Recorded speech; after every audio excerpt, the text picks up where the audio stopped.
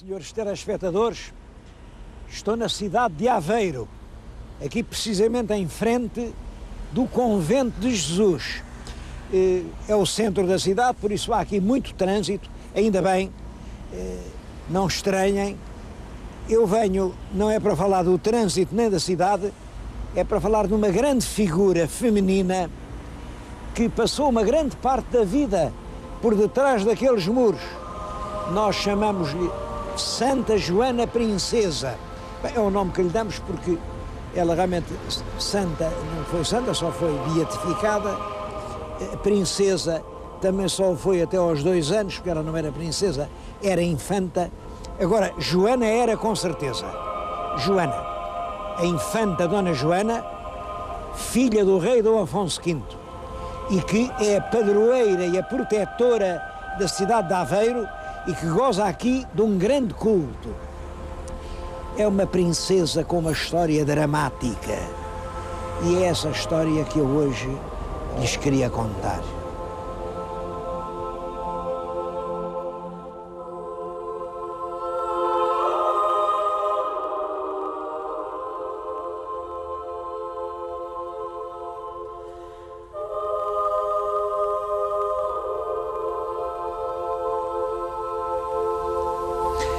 A princesa nasceu em 1452, portanto, já depois de metade do século XV.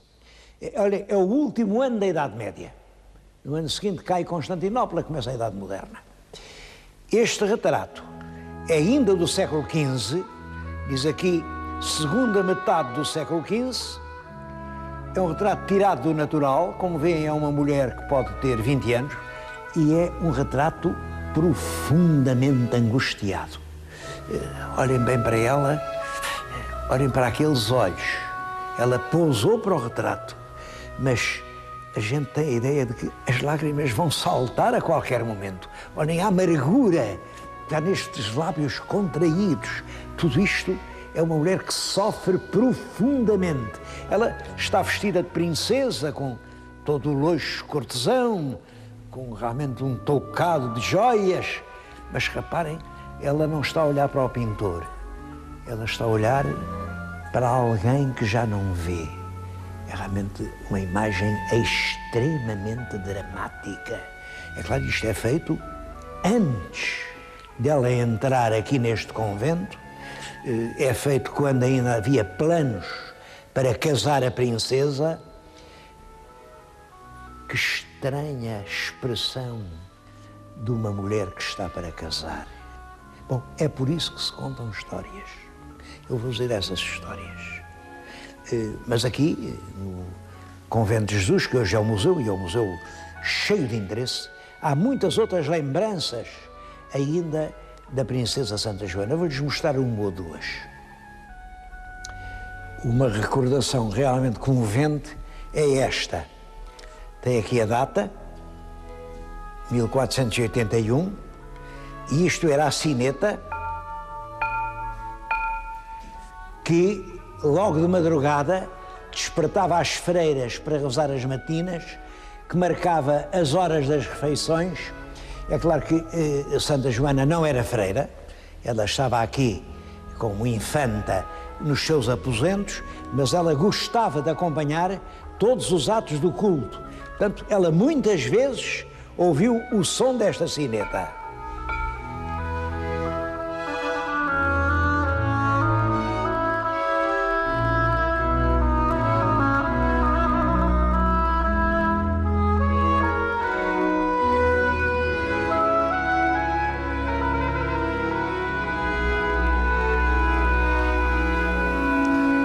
A última relíquia é este crucifixo. Segundo uma tradição forte, era este crucifixo o que a infanta tinha nas mãos na hora da morte. Morreu a olhar para ele. A análise feita com os processos mais rigorosos prova que a peça é realmente do século XV. Quer dizer, este crucifixo existia neste convento na data em que a infanta aqui morreu, em 1490. Bom, claro, posteriormente acrescentaram-lhe só o cabelo, mas há aqui um pormenor muito emocionante. É um Cristo coroado pela coroa de espinhos. Dona Joana adotou como emblema pessoal a coroa de espinhos.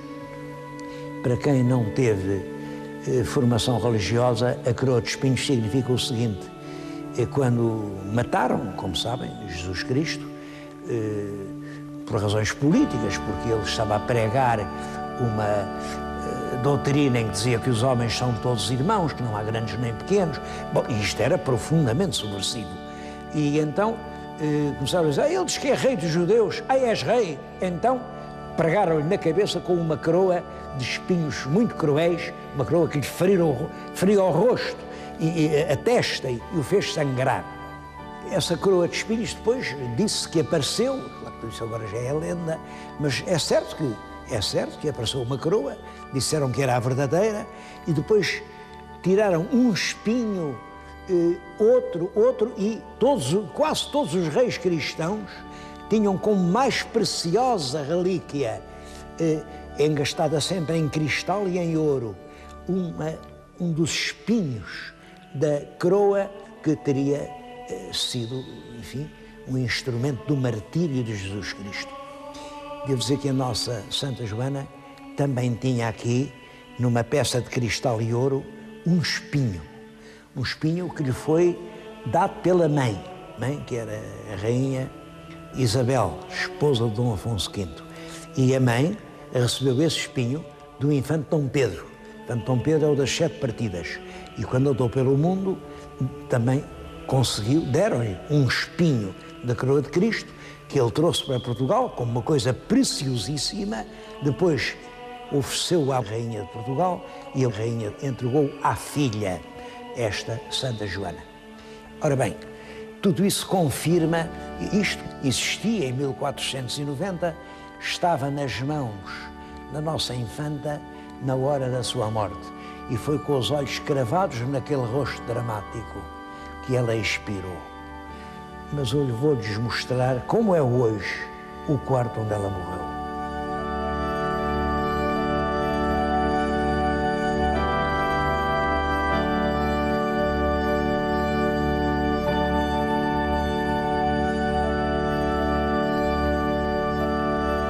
Eu agora estou na dependência onde a infanta Dona Joana morreu no dia 12 de maio de 1490.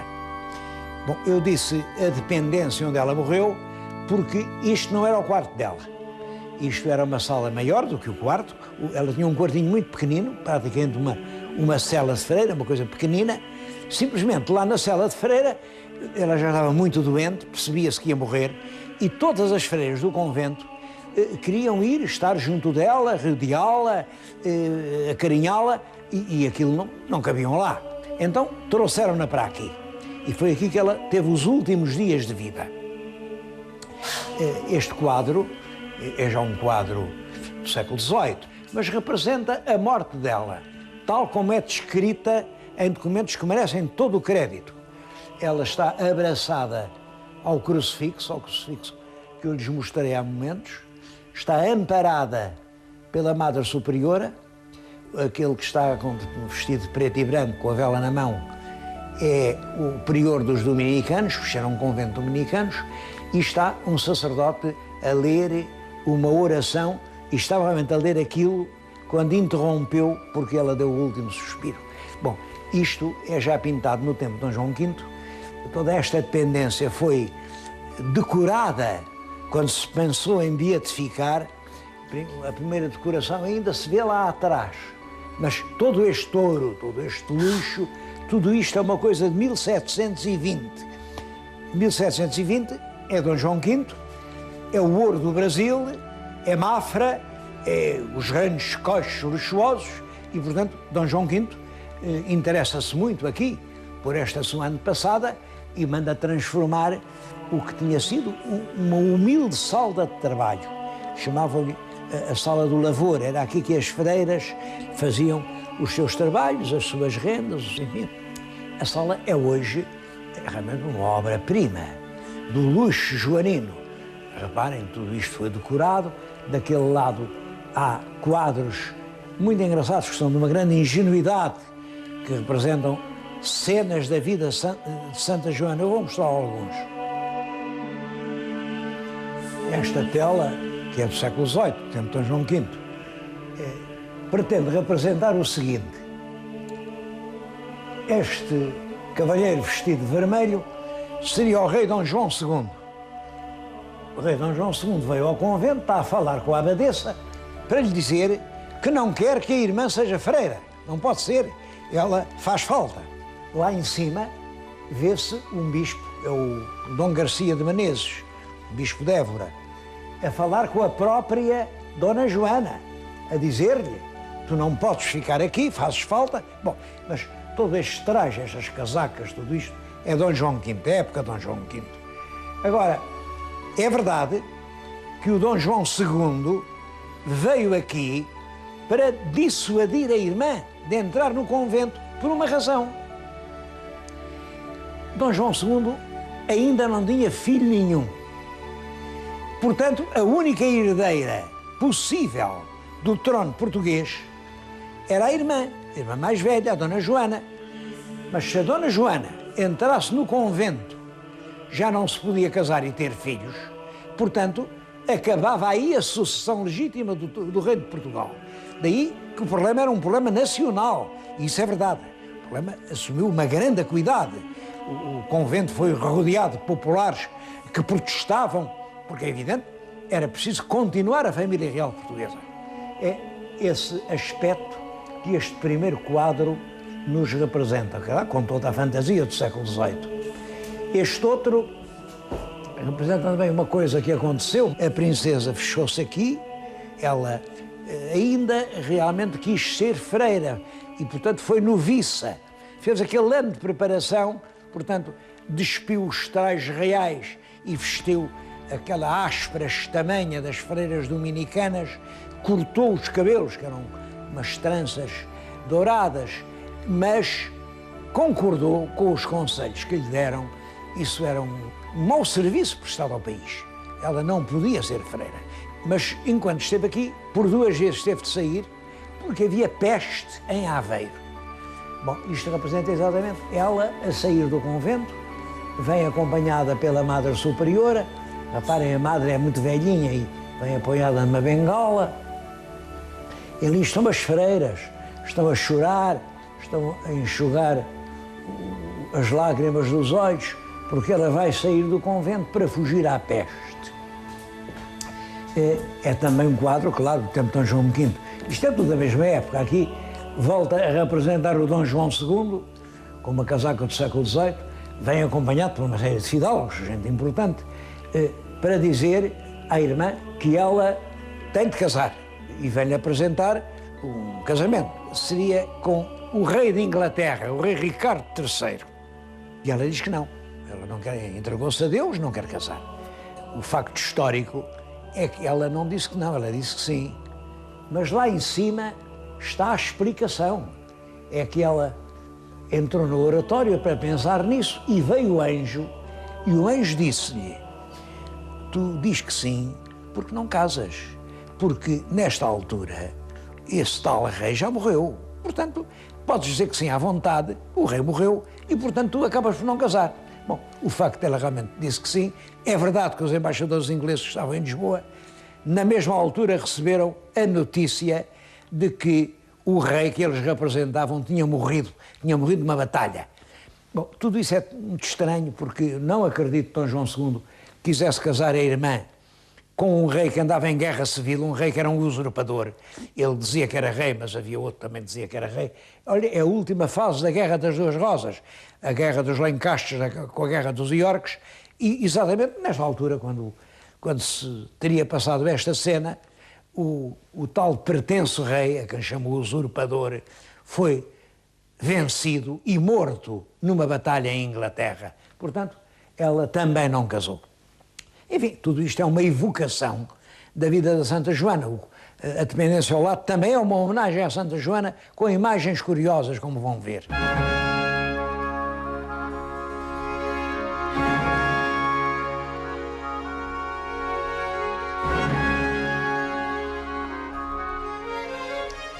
Este quadro fazia parte daquela série de banda desenhada que começámos a ver, mas é especialmente importante porque representa a infanta Dona Joana a receber o rei Dom Afonso V, este é o Dom Afonso V agora, não é o Dom João II, com o filho está atrás, é o Dom João II, que voltam da conquista de Arzila. Eles foram a Arzila, conquistaram Arzila, andaram por lá 2 meses e a lenda é esta. A infanta vai receber o pai, que vem da guerra, é por isso que está aqui o exército todo, vem triunfantes, e ela diz-lhe, agora para agradecer a vitória, eu vou-me sacrificar a Deus e vou para o convento. A verdade é realmente esta.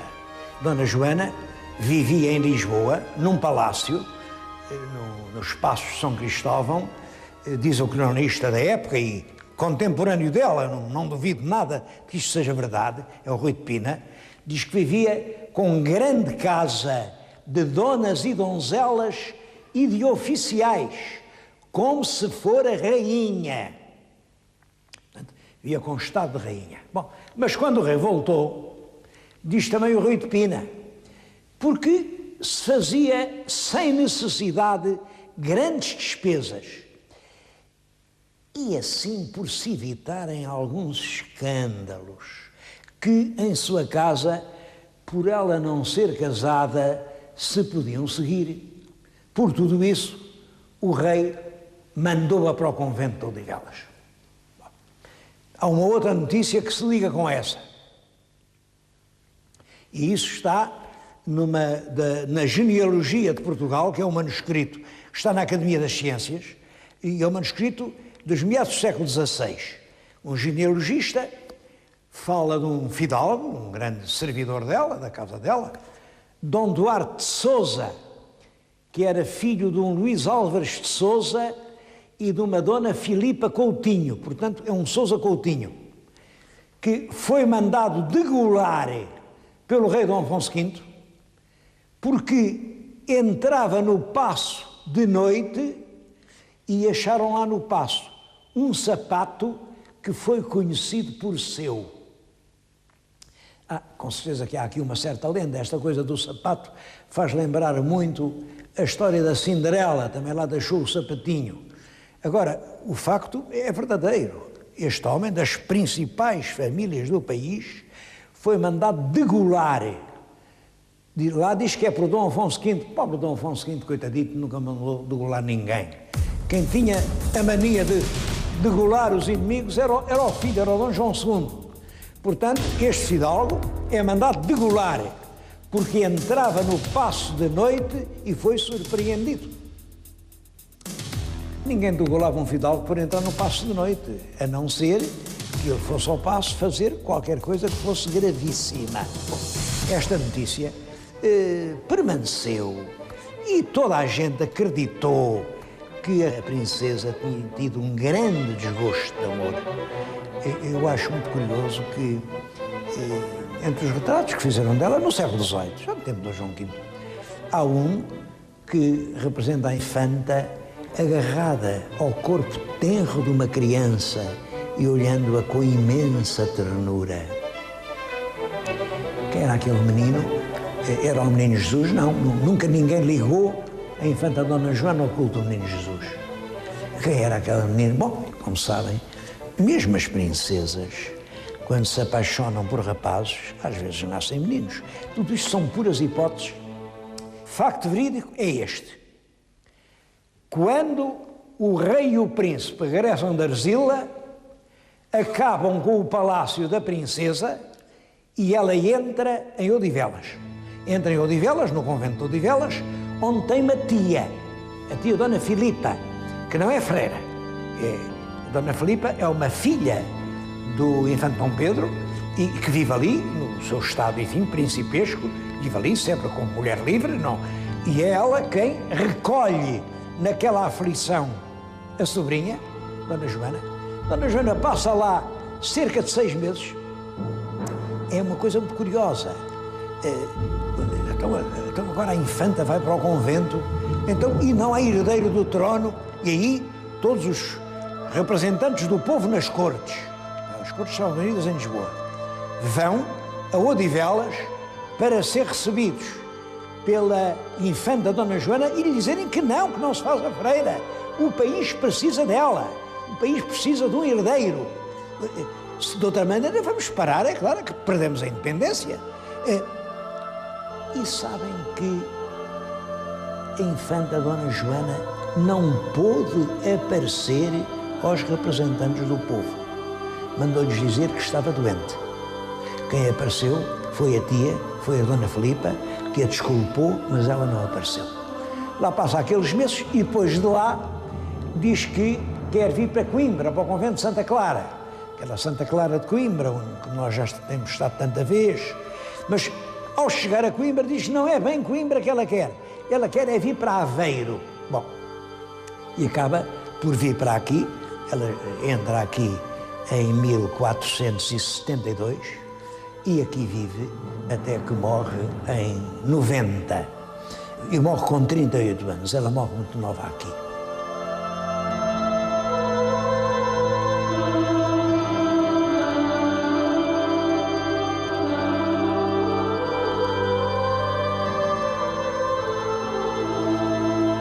Esta sala, que também é de uma extrema beleza, era o coro baixo. Coro baixo, e a Princesa Santa Joana, antes de morrer, determinou que queria ficar enterrada, aqui em Campa Rasa, na passagem do coro baixo para a igreja, para que as freiras pisassem o seu túmulo quando fossem comungar. Bom, a verdade é que desde a morte, Santa Joana é objeto de uma grande veneração popular. Essa veneração cresce sempre durante o domínio filipino e 200 anos depois da morte surge o projeto da beatificação com vista à canonização. A infanta princesa também deve ser santa. Aliás, toda a gente em Portugal dizia a Santa Joana. É o rei Dom Pedro II, é do tempo dele que se dá a beatificação. A coroa apoia fortemente essa causa por uma razão política. É como sabe, Dom Pedro II é filho do Dom João IV. E o Dom João IV era o Duque de Bragança, que se revolta contra os Filipes e que proclama a independência portuguesa. Bom, mas isto na Europa não foi bem recebido. Por exemplo, Roma demorou dezenas de anos a reconhecer a situação e a independência portuguesa. Portanto, de haver uma santa portuguesa, dava-nos muito prestígio. E consegue-se realmente a beatificação em 1693. Portanto, 203 anos sobre a morte. Mandaram logo fazer um túmulo. O túmulo é este, um túmulo lindíssimo. É de mármores, são tudo mármores portugueses. A obra é de um arquiteto português, um escultor, o João Antunes. É uma pedra lindíssima, um dos monumentos mais bonitos que há em Portugal. Bom, isto era o que eu podia dizer-lhes sobre Santa Joana Princesa. Eu não tenho dúvida nenhuma de que ela, Joana era, que foi o nome de batismo, princesa foi, visto que assim foi declarada, e santa também é. Santa também é, primeiro, pelo que sofreu neste mundo, depois, porque a Igreja a declarou beata e, recentemente, já o Papa Paulo VI declarou a padroeira da cidade de Aveiro. Ora, na Igreja, só os santos é que costumam ser padroeiros. Portanto, esta Santa Joana foi padroeira sem ter sido propriamente canonizada. Bom, mas a quem é Aveiro, e com toda a razão, acham que ela é santa, santa na alma do povo. E quem canoniza verdadeiramente é o povo.